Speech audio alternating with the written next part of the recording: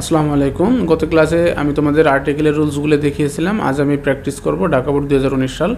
যারা গত ক্লাসটি দেখো না অবশ্যই দেখে আসো। আশা করি আর্টিকেলে 5-এ 5 কখনো মিস হবে না। খুবই সিম্পল, 10 থেকে 11টা রুলসে শেষ করে দিয়েছি। শুরু করা যাক, চলো। প্রথমে dash parliament house of Bangladesh, এখানে এই অফটা আছে। আমরা জানি কি 3 নম্বর রুলসে ছিল এটা, অফ অথবা ইন, এর আগে নাউন, তার আগে শূন্যস্থান থাকলে ওই শূন্যস্থানে আমি কী দিব? দি দিব। তাহলে the parliament house of Bangladesh, কেন দিয়ে দেবো এখানে? অপের আগে নাউন, তার আগে শূন্যস্থান থাকলে দি। ইজ ড্যাশ এক্সিকিউটিভলি ডিজাইনড বিল্ডিং, এখানে অ্যাডভার্ব এবং তারপরে কী দেওয়া আছে? নাউন দেওয়া আছে। অর্থাৎ কি অ্যাডজেক্টিভ এবং অ্যাডভার্বের পরে নাউন থাকলে ওই অ্যাডজেক্টিভ অ্যাডভার্বের পূর্বে অবলিক অ্যান বসে। এখানে তাহলে কী হবে? অ্যান হবে। কেন? প্রথম অক্ষরই আছে। আবার বলি, অ্যাডজেক্টিভ এবং অ্যাডভার্ব এরপরে যদি নাউন থাকে তাহলে ওই অ্যাডজেক্টিভ বা অ্যাডভার্বের পূর্বে এ অবলিক ক্যান বসবে, অন্যথায় বসবে না। যদি এখানে বিল্ডিংটা না থাকতো তাহলে এখানে ক্রস বসতো, কোনো কিছুই বসতো না। আশা করি ক্লিয়ার। যারা দেখো নাই রুলসগুলো দেখে আসো, আশা করি বুঝতে পারবা। ইনফ্যাক্ট প্রকৃতপক্ষে it is wonder of modern, এখানে সাবজেক্ট কি আছে? ইট। ইট থার্ড পারসন সিঙ্গুলার, অর্থাৎ সিঙ্গুলার বোঝাইছে।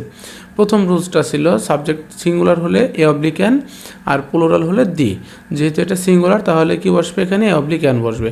সেই হিসেবে এখানে ডাব্লু কনসোনেন্ট ওয়ার্ড, সেই হিসেবে এখানে কি বসবে? এ বসবে। এখানে এ অথবা দি দুটোই সঠিক। কারণ কি এখানে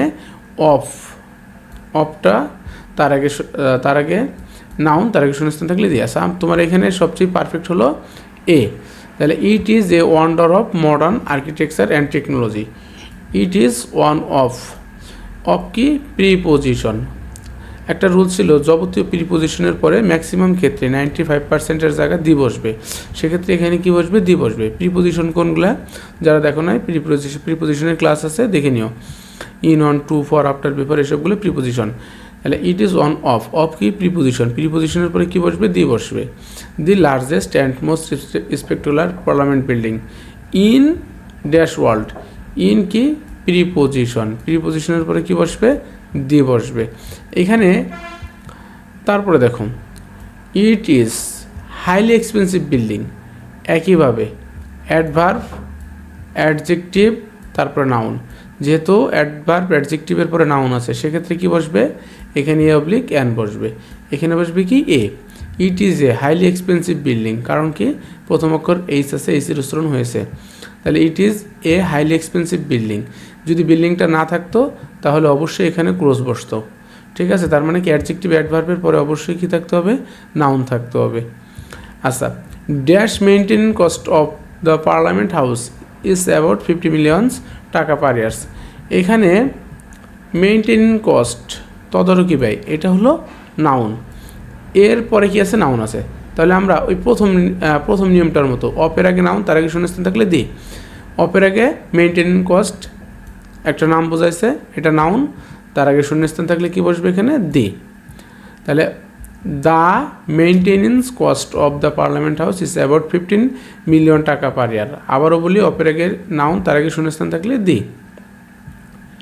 অ্যান আমেরিকান আর্কিটেক্ট, একজন আমেরিকান স্থপতি, তার নামটা কি? Louis I Khan design this building.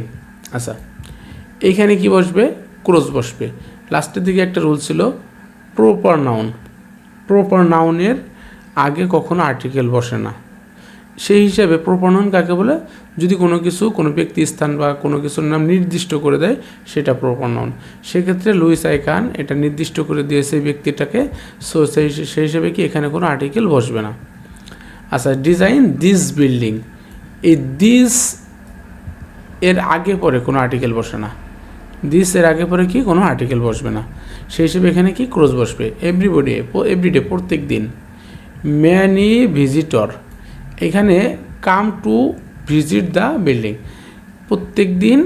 প্রতিদিন অনেক দর্শক এখানে ভ্রমণে আসে, বিল্ডিংটা ভ্রমণে আসে।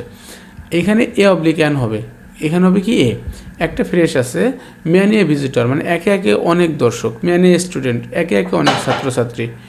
এভাবেই আশা করি প্রত্যেকটি রুলসের সাথে প্র্যাকটিস করলে তোমাদের সমস্যা হবে না।